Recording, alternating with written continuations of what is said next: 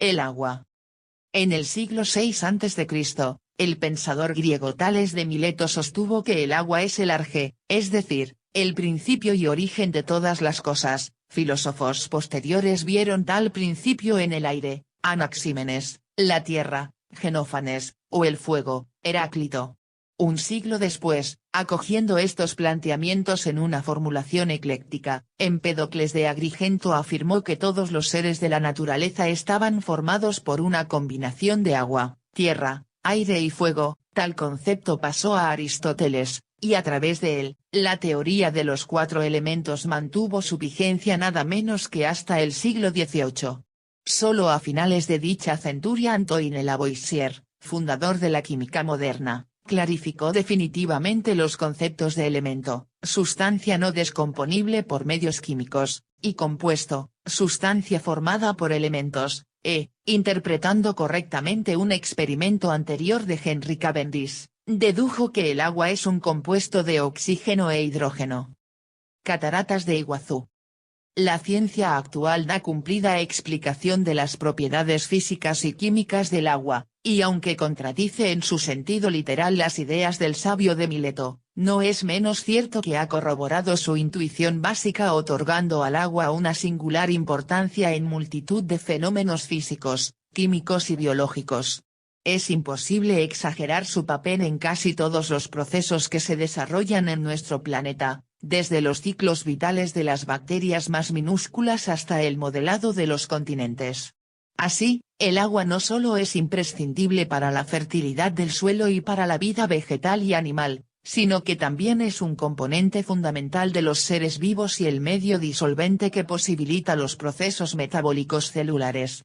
Solo en tiempos recientes, ante el exponencial crecimiento demográfico y el incremento de los usos agrícolas e industriales, la humanidad ha empezado a tomar conciencia de la necesidad de preservar y racionalizar el consumo de un recurso que anteriormente pareció inagotable. Propiedades físicas y químicas del agua. El agua es un líquido insípido, inodoro y transparente en espesores pequeños, pero de color azul verdoso cuando se observa en grandes masas. Químicamente es un compuesto sencillo, sus moléculas están formadas por 2 átomos de hidrógeno unidos a un átomo de oxígeno, H2O. Molécula de agua. Si se considera que un átomo de hidrógeno pesa solo la 16ª parte, 1/16, de un átomo de oxígeno, la mayor parte del peso del agua se debe al oxígeno. El 88,8% del peso es oxígeno y el 11,2% es hidrógeno. Este porcentaje es el mismo para una sola molécula de agua y para un lago lleno de moléculas de agua. En el agua pura, una de cada 555 millones de moléculas se descompone espontáneamente en un ion hidrógeno y un ion hidróxido. Un ion es un átomo o grupo de átomos cargado eléctricamente. La presencia de estos iones basta para que el agua sea ligeramente conductora de electricidad. Por esta razón, resulta peligroso que haya electricidad alrededor del agua. Los elementos que constituyen el agua son gases, hidrógeno y oxígeno, y a partir de ellos puede obtenerse, sintetizarse, agua. No ocurre nada si estos 2 gases meramente se mezclan, es preciso que una llama o una chispa inicie la reacción, que se produce entonces con violencia explosiva. La tremenda energía que se libera indica que el agua es un compuesto sumamente estable, es decir, que resulta difícil descomponer una molécula de agua en los elementos que la integran. El vapor de agua no empieza a disociarse hasta los 1300 grados C. Sin embargo, es fácil descomponer el agua mediante sustancias ácidas de alguno de sus componentes. Así, el flúor, el cloro o el bromo pueden fijar el hidrógeno y desprender el oxígeno contenidos en el agua, mientras que el fósforo, el carbono o el silicio liberan el hidrógeno al combinarse con el oxígeno. El agua es una de las pocas sustancias que, en un margen de temperatura relativamente estrecho, se presenta en 3 estados: líquido, sólido, hielo, y gaseoso, vapor, de ahí que sea fácil observarla en todas sus formas en la naturaleza. Sus temperaturas de cambio de estado son las referencias de la escala termométrica Celsius. A una atmósfera de presión, el agua se congela a 0 grados C y hierve a 100 grados C. diversos términos específicos, fusión, condensación, etc. Designan los distintos cambios de estado. Cambios de estado del agua. El agua tiene un calor específico elevado, igual a 1 caloría/G grado C. Que ese valor sea precisamente 1 no debe sorprendernos, ya que es consecuencia de la propia definición de caloría, cantidad de calor que es preciso suministrar a 1 gramo de agua para elevar su temperatura a 1 grado centígrado. Debido a este elevado calor específico, las grandes masas de agua, al calentarse o enfriarse de forma más lenta que las rocas y el suelo, actúan como moderadoras del clima, lo que explica que el clima continental presente valores de temperatura más extremos, tanto en verano como en invierno, que el clima marítimo. Por la misma razón, gracias a la considerable proporción de agua que contienen, los organismos vivos quedan relativamente protegidos frente a las inclemencias del tiempo y pueden mantener la temperatura interna necesaria para los procesos metabólicos. Otra propiedad singular del agua es que aumenta de volumen al pasar al estado sólido, algo muy infrecuente, pues la casi totalidad de las demás sustancias forman sólidos de mayor densidad que se hunden en el líquido. Esta rareza del agua es muy afortunada para la vida, ya que, al flotar sobre el agua líquida, el hielo forma una capa que impide que los lagos, ríos e incluso mares se congelen por completo en los climas fríos, lo que haría imposible la vida en esos ecosistemas e incluso en los océanos. Debido a esta peculiaridad, el agua infiltrada en las rocas puede resquebrajarlas al congelarse, y también reventar las cañerías de las viviendas. También otras características, que difieren mucho de las de otras sustancias de composición similar, revisten una importancia fundamental para los organismos vivos. El agua es un excelente disolvente que actúa como medio de transporte en el interior de los seres vivos y hace posibles los múltiples procesos químicos que constituyen el metabolismo de las células. A esta misma propiedad se debe que sea prácticamente imposible encontrar agua pura en la naturaleza. Por lo regular, incluso la que bebemos contiene sales disueltas.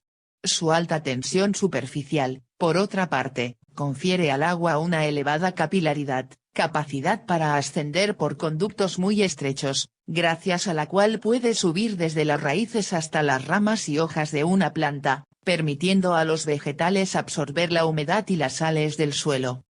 La hidrosfera.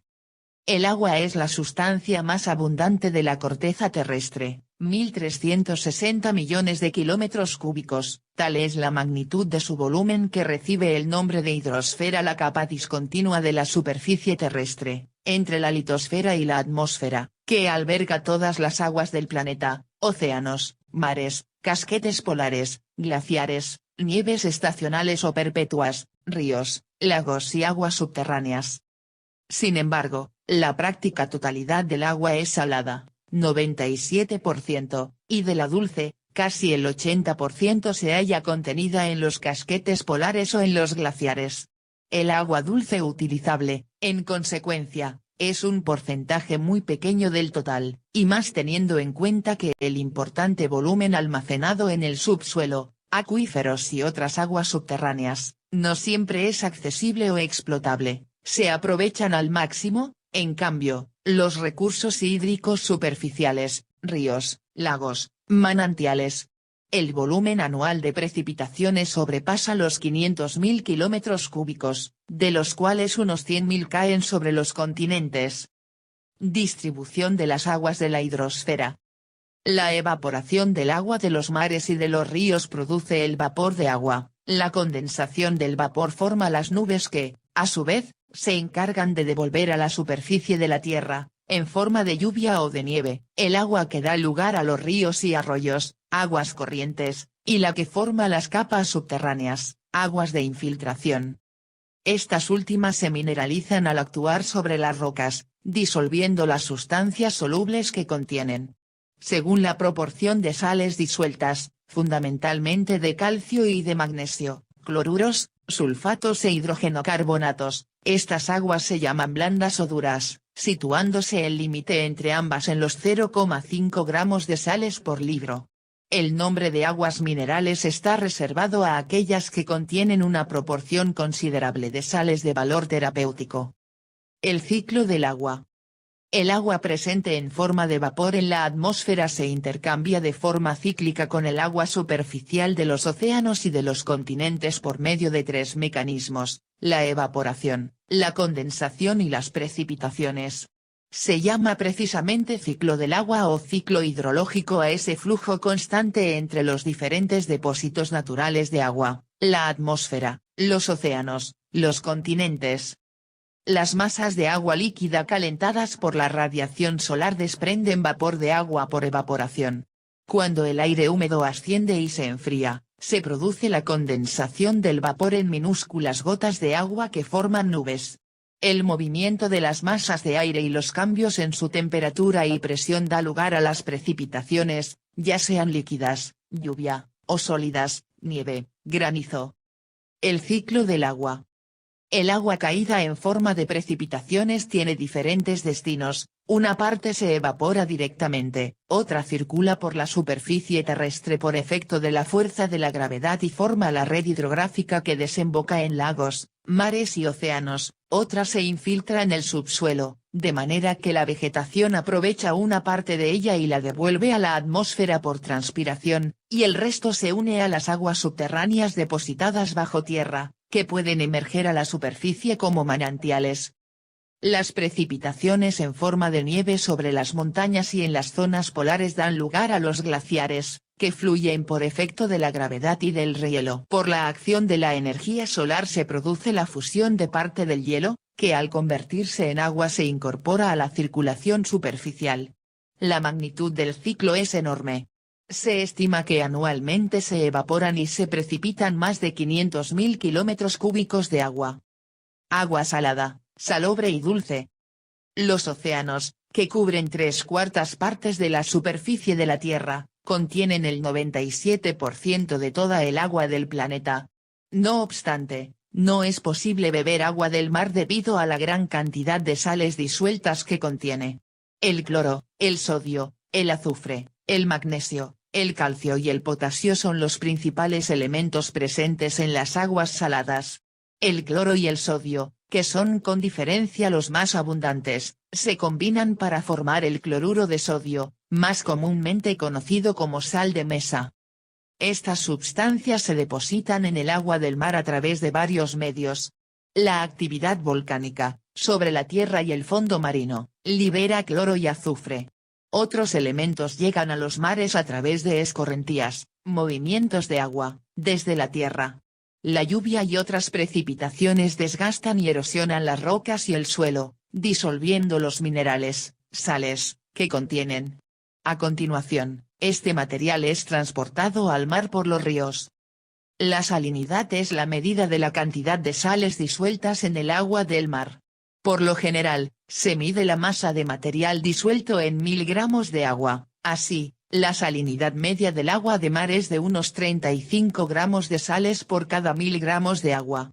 La desalinización es el proceso de eliminación de la sal del agua marina con el objeto de obtener agua dulce apta para el riego y el consumo humano, especialmente en las regiones desérticas o donde escasea el agua. En las aproximadamente 4000 plantas de desalinización existentes en todo el mundo, la mayor parte del proceso se lleva a cabo mediante dos métodos: destilación y ósmosis inversa. Salinas Grandes de Jujuy, Argentina. En su forma más simple, la destilación consiste en hervir agua de mar para separarla de la sal disuelta. Una vez que el agua de mar hierve, el vapor de agua se eleva dejando la sal en el fondo del depósito. A continuación, el vapor de agua se traspasa a un depósito separado, más frío, donde se condensa como agua líquida pura. El calor para la destilación suele proceder de la quema de combustibles fósiles, petróleo y carbón. La destilación se utiliza ampliamente en Oriente Próximo, donde abunda el combustible fósil pero escasea el agua dulce. La ósmosis inversa emplea una presión elevada para forzar la separación de las sales y el agua. Se aplican presiones de hasta 60 atmósferas al agua salada para obligarla a atravesar una membrana especial que solo deja pasar el agua, reteniendo la sal en el otro lado. La ósmosis inversa se utiliza comúnmente para desalinizar el agua salobre, que es menos salada que el agua de mar y, por consiguiente, solo requiere presiones de aproximadamente la mitad. El agua salobre tiene una salinidad intermedia entre la del agua dulce y la del mar. Las aguas salobres se forman a partir de la mezcla de agua salada y agua dulce. Este fenómeno se produce principalmente en los estuarios, las desembocaduras de los ríos en los océanos, o en marismas que a menudo son inundadas por las corrientes oceánicas debido al flujo y reflujo de las mareas. La mayoría de las especies acuáticas pueden tolerar el agua salada o el agua dulce, pero no ambas. La excepción son los organismos que viven en hábitats salobres, que toleran una amplia variedad de concentraciones de sal. Los pequeños peces conocidos como fúndulos son residentes comunes de los estuarios, donde en un día cualquiera la concentración de sal en las charcas y los arroyos formados por las mareas puede variar desde la del agua dulce hasta la del mar abierto. Durante sus migraciones para el desove, las anguilas y los salmones atraviesan una variedad de concentraciones de sal a medida que se desplazan por los tres entornos acuáticos, agua de mar, agua salobre y agua dulce. El agua dulce, por último, se define químicamente como aquella que contiene un máximo del 0,5% de sales disueltas. De toda el agua de la Tierra, solo un 3% es agua dulce, y la mayor parte se concentra en los hielos de las regiones polares, principalmente en Groenlandia y la Antártida. El resto del agua dulce da sustento a los vegetales y animales que viven en el planeta. Esta agua dulce se encuentra tanto en la superficie, lagos, lagunas y ríos, como debajo de la tierra, especialmente en los acuíferos subterráneos. El agua dulce también está presente en la atmósfera en forma de nubes y precipitación atmosférica. El agua y el suelo. El agua cumple en el suelo un papel esencial, tanto para la nutrición de los vegetales como por las influencias que ejerce sobre los sólidos contenidos en el mismo. La retención y la circulación del agua varían mucho de un suelo a otro, en función de su estructura y de su textura, contenido en arcilla, humus, limos, arenas, que dan lugar a una mayor o menor porosidad y permeabilidad. Según las posibilidades de circulación del agua, se distinguen el agua capilar o ligada, fuertemente retenida en poros de pequeño diámetro, y el agua libre, que desciende por simple gravedad. Esta última constituye el agua de infiltración y de avenamiento. Aguas termales en el Parque Nacional de Yellowstone, Estados Unidos. Solamente una fracción del agua del suelo puede ser conservada por las raíces. Al alcanzar el punto de marchitamiento permanente, el suelo no cede más agua a la planta. Se llama reserva útil, RU, de un suelo a la cantidad de agua almacenada que ese suelo puede transmitir a las raíces. Es igual a la diferencia entre la capacidad en el campo, cantidad retenida por el suelo superficialmente seco, y la cantidad restante en el punto de marchitamiento, para la profundidad de suelo explorado por las raíces. A medida que se utiliza, esta reserva de agua se hace cada vez más inaccesible a la planta. Se designa como reserva fácilmente utilizable, RFU, a los 2/3 de la reserva útil.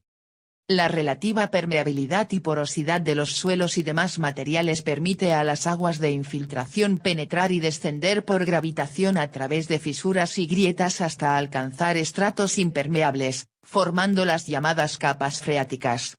El acuífero es una formación geológica capaz de almacenar agua, puede contener mayor o menor cantidad según la recarga, agua de las precipitaciones, y la pérdida, manantiales, fuentes. El nivel superior del agua en el acuífero se llama nivel freático, y su posición varía en función de la recarga y la pérdida, ascendiendo tras periodos pluviales y descendiendo tras las sequías. En los lugares en que el relieve corta el nivel freático se producen surgencias de agua. Esta es la explicación de los manantiales y fuentes.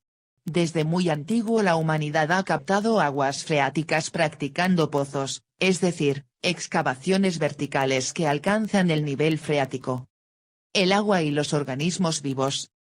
Es un principio fundamental que la vida solo resulta posible con agua. lo cual no es sino un modo de poner de relieve la importancia biológica de un compuesto que, por ser tan corriente, puede parecer trivial.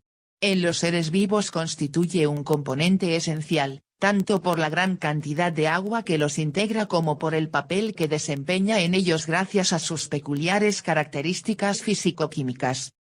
La proporción de agua de los diversos organismos no es uniforme, aunque sí muy elevada, y, en ciertas especies, puede alcanzar el 95%, tal como ocurre en algunas medusas. En los vegetales no son raros los porcentajes llamativamente altos, sin embargo, en ellos, al igual que en los animales, su valor depende de los distintos tejidos o estructuras, que poseen diversos grados de hidratación. Proporción de agua en algunos seres vivos. En los seres vivos, el agua se puede encontrar como agua de constitución o intramolecular, formando parte de los componentes químicos del citoplasma, como agua intracelular, que se corresponde con la fase líquida que hay en el interior de la célula, como agua intersticial, formando parte del medio extracelular, o bien como agua circulante destinada al transporte de sustancias, por ejemplo, la savia de las plantas o la sangre de los animales superiores. Como disolvente de la mayoría de los componentes de la materia viva, el agua actúa como medio de reacción para todo el metabolismo celular, y de ahí proviene su enorme importancia. Toda deshidratación acentuada acarrea una reducción de la actividad del individuo, su letargo, como en las semillas, y, en último extremo, su muerte. El agua en los vegetales. El contenido medio en agua de los vegetales se sitúa entre el 60%, tejido leñoso, y el 80%, hojas. En los frutos muy maduros, tomates, uvas, puede alcanzar el 95%, mientras que entre las semillas oleaginosas este contenido desciende hasta el 5%, cacahuetes. En el citoplasma de las células vegetales, el agua, 70%, es la fase dispersante de casi todas las soluciones verdaderas o coloidales, de los alimentos del vegetal y de los productos del metabolismo, que pasan al estado de soluciones. Todas las reacciones metabólicas tienen lugar, por tanto, en un medio acuoso. El agua y el dióxido de carbono constituyen las materias primas a partir de las cuales las plantas, a través de la fotosíntesis, sintetizan los compuestos orgánicos que necesitan para su nutrición y crecimiento. En líneas generales, en la mayor parte del reino vegetal, el crecimiento se verifica cuando el aprovisionamiento de agua es muy abundante, porque la deshidratación reduce todos los mecanismos biológicos e incluso los bloquea. Cuando el agua es abundante, las vacuolas de las células vegetales se hinchan. Este fenómeno se denomina turgencia, y asegura la rigidez de los tejidos no leñosos. A la inversa, cuando las células pierden su agua, plasmólisis, esos mismos tejidos se marchitan. La morfología vegetal depende estrechamente de las cantidades de agua de que la planta dispone. Así, en una zona seca o árida, se constata una reducción de la superficie de las hojas, espinas, y de la duración de su vida, caída durante la estación seca, mientras que los tallos pueden ser globulosos y carnosos, reservas acuosas y disminución de la superficie en relación al volumen, o reducidos y comprimidos. En estos medios, los tejidos externos están más o menos impermeabilizados, mientras que los tejidos esclerosos se vuelven más importantes. Por el contrario, las plantas que viven en medios húmedos, e incluso en el agua, presentan tejidos de sostén muy reducidos, epidermis delgada y, en los casos extremos, desaparecen los tejidos vasculares. Por otra parte, un mismo individuo puede presentar hojas de formas muy diferentes, heterofilia. Riego por goteo. La distribución de los vegetales en el globo está estrechamente vinculada al agua bajo sus diferentes formas. La lluvia actúa por su mayor o menor abundancia y por la duración e intensidad de las tormentas. La niebla, en determinados niveles de la montaña, favorece una flora muy especial.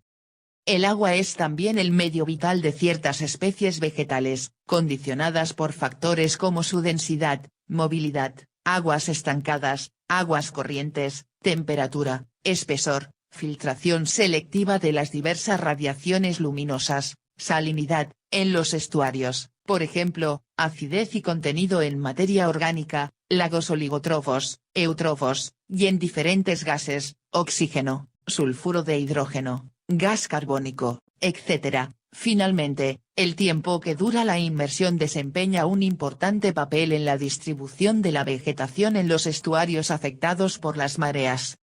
El vapor de agua presente en la atmósfera es un factor preponderante para la vida de los vegetales aéreos, porque condiciona las funciones de transpiración y de fotosíntesis y, por tanto, todos los mecanismos biológicos. Bajo su forma sólida, nieve, el agua procura una cierta protección a los vegetales que recubre durante los periodos de frío intenso y les permite sobrevivir en condiciones climáticas que, de otra manera, les serían fatales. Por el contrario, el hielo es un medio francamente hostil. Los grandes fríos, al congelar las soluciones internas, crean traumatismos en los tejidos. El hielo no permite en su seno la vida de ninguna planta superior, y solo algunos organismos inferiores, las bacterias, las algas unicelulares, pueden vegetar en tal medio. El agua en los animales y en el hombre. A la vista de lo anterior, es fácil deducir que el agua también resulta indispensable en el reino animal. En los animales superiores, el agua convierte la sangre y la linfa en un eficaz medio de transporte de sustancias, contribuye a regular la temperatura corporal mediante la sudoración, participa en las transformaciones digestivas y permite la eliminación de toxinas y productos de desecho a través del sistema excretor. Su contribución al mantenimiento de la estructura celular es igualmente importante. En caso de insuficiencia de agua, algunos animales presentan adaptaciones similares a las de los vegetales. Un ejemplo es el almacenamiento de agua en depósitos internos, sangre y linfa de los camélidos, otro es la presencia de revestimientos impermeables, de un caparazón, de una concha o de cualquier otra barrera opuesta a la evaporación. Ciertas especies son capaces de efectuar una absorción rápida y masiva de agua con ayuda de un tubo digestivo adaptado a esta función, o por la piel en algunos reptiles. En la fáunula de los musgos, nematodos, rotíferos, tardígrados, etc.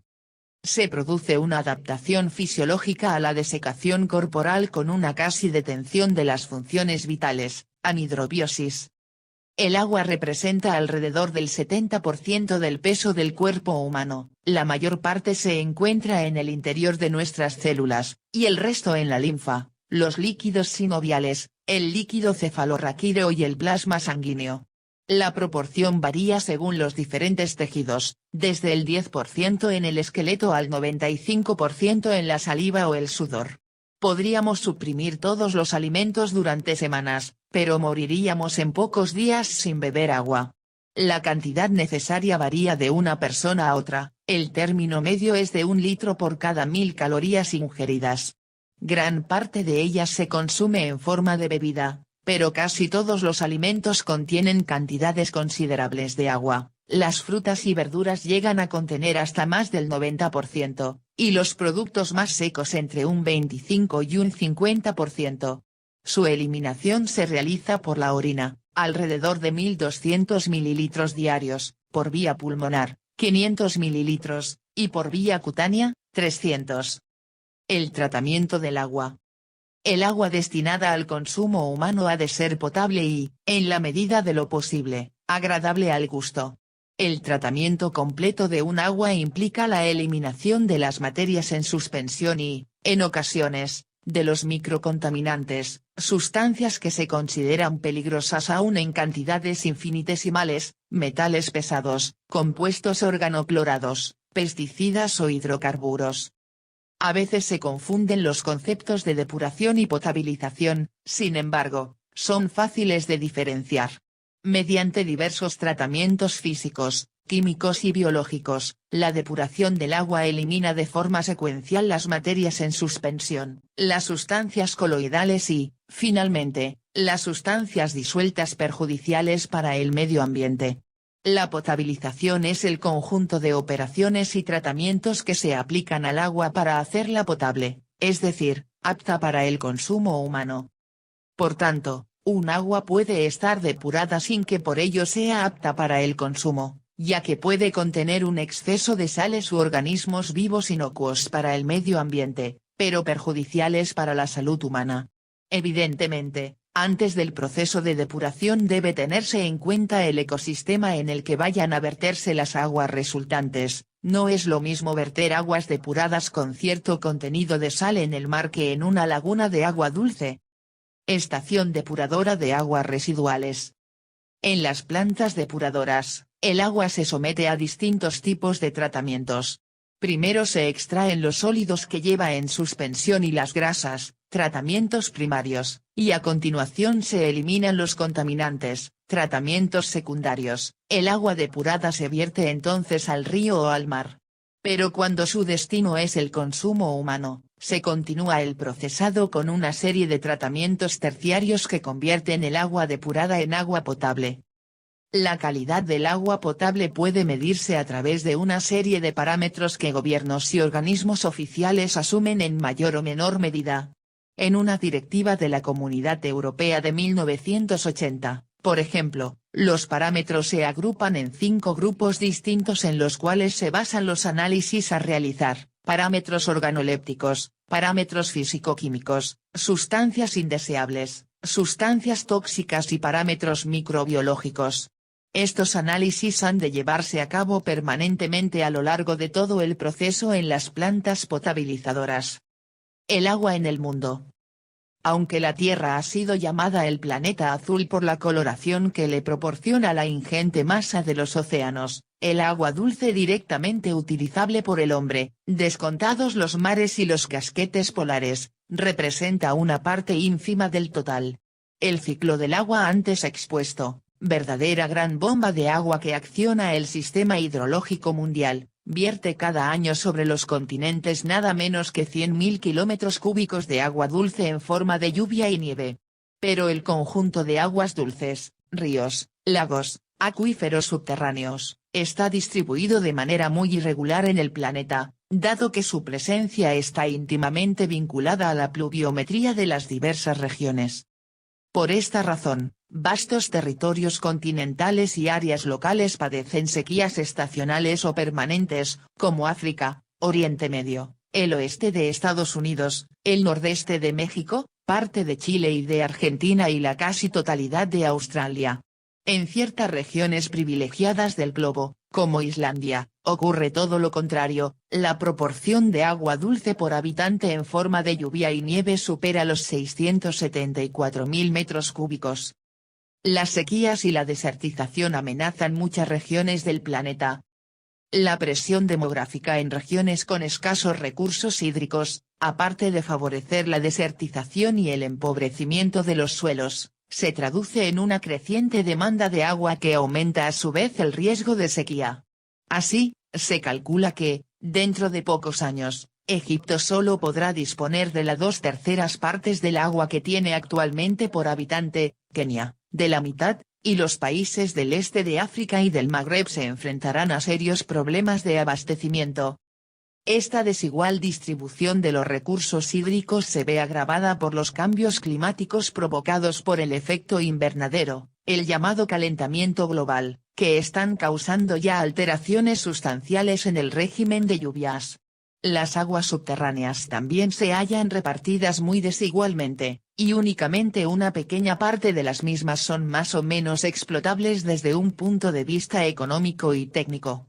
Por otra parte, el abuso que se está llevando a cabo desde hace años en la explotación del manto freático ha provocado que éste disminuya anualmente en muchos puntos. El consumo humano de agua. A pesar de su distribución desigual, puede afirmarse que los fenómenos locales y regionales de escasez de agua se deben, sobre todo, a la falta de previsión respecto al ciclo hidrológico, así como al enorme incremento del consumo producido por el desarrollo económico e industrial y la explosión demográfica. Dentro del consumo humano, algunos destinos tienen carácter básico, como es el caso de las necesidades calificadas de biológicas, bebida, cocción, y domésticas, lavado, que no representan un consumo muy elevado. En Europa, el agua dedicada a estos usos es de 150 litros por día y por habitante como promedio. Estas necesidades son responsables de entre el 15 y el 25% del consumo total de agua en la Europa occidental, entre el 10 y el 15% en los países del este y un 10% en Estados Unidos. Las necesidades de agua de la industria son muy elevadas en los países desarrollados, 9.500 litros por día y por habitante en Estados Unidos, 4.500 en Japón. En Estados Unidos, alrededor del 50% del agua consumida se dedica a la industria, en la antigua Unión Soviética este porcentaje es del 40%, en Alemania del 72% y en Gran Bretaña del 65%. El porcentaje desciende considerablemente en los países en vías de desarrollo, menos del 10%, y en algunos países desarrollados donde la agricultura requiere importantes cantidades de agua, tales como Bulgaria o Japón, 20%. Durante largo tiempo, el agua se utilizó para la producción de fuerza motriz, molinos. En la actualidad, una de sus principales aplicaciones en el campo energético, aparte de las centrales hidroeléctricas, es la refrigeración de las centrales nucleares y térmicas. Embalse y central hidroeléctrica de Angostura, Chile. Globalmente, las necesidades domésticas e industriales totalizan alrededor del 20% del agua que se consume en el mundo. Afortunadamente, una proporción muy alta de este volumen de agua retorna a su lugar de procedencia. En Estados Unidos se calcula que el 89% del agua de uso industrial sustraída a la naturaleza le es devuelta una vez usada. El 80% restante del agua movilizada por el hombre se destina a la agricultura. No todo este volumen es aprovechado por las plantas, cerca de un 20%, en el mejor de los casos, se pierde sobre todo por fugas durante el transporte.